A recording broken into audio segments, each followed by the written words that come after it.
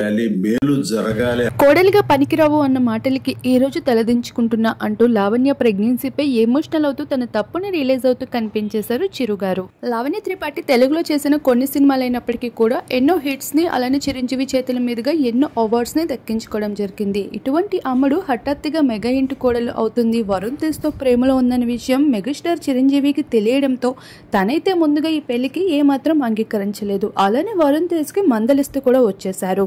Cine industry అమ్ముళ్ళని పెళ్లి చేసుకోవడం సరికాదు, వాళ్ళు ఎక్కువగా సినిమాల పైన చూపించే మక్కువ కుటుంబం పైన చూపించరని, ఆఖరికి విడాకులు తప్ప మరో దారి ఉండదు అంటూ సమంతని ఉదాహరణగా తీసుకుంటూ కూడా ఎన్నోసార్లు నచ్చజెప్పడానికి ప్రయత్నిస్తూ వచ్చారు. కానీ చిరంజీవి మాటల్ని కూడా తిప్పికొడుతూ లావణ్య త్రిపాఠిని ఎంతో ఘనంగా పెళ్లి చేసుకున్నారు.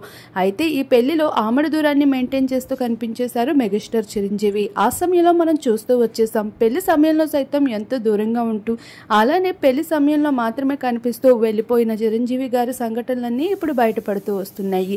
ఇక లావణ్య త్రిపాఠి ఏడాది తిరగకుండానే ప్రెగ్నెన్సీ విషయాన్ని సైతం అనౌన్స్ చేస్తూ వచ్చింది.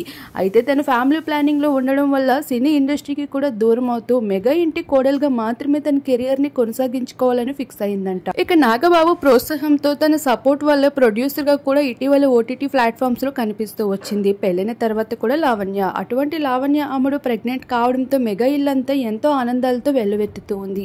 అయితే ఇప్పుడు మెగా వారసుడు వస్తే బాగుంటుంది అంటూ చిరు కూడా ఆసక్తి చూపిస్తూ ఉన్నారు ఈ విషయంపై. తన ఊహలన్నిటికీ తిప్పికొడుతూ ఇండస్ట్రీకి కూడా దూరం అవుతూ ఇలా కుటుంబం కోసం ఆలోచిస్తున్న లావణ్యకి మెగాస్టార్ చిరంజీవి ఇంప్రెస్ అవుతూ ఇలా తన ప్రెగ్నెన్సీ విషయంలో సైతం తను చాలా హ్యాపీగా ఫీల్ అవుతూ తనకి సారీ కూడా చెప్తూ కనిపించేశారు.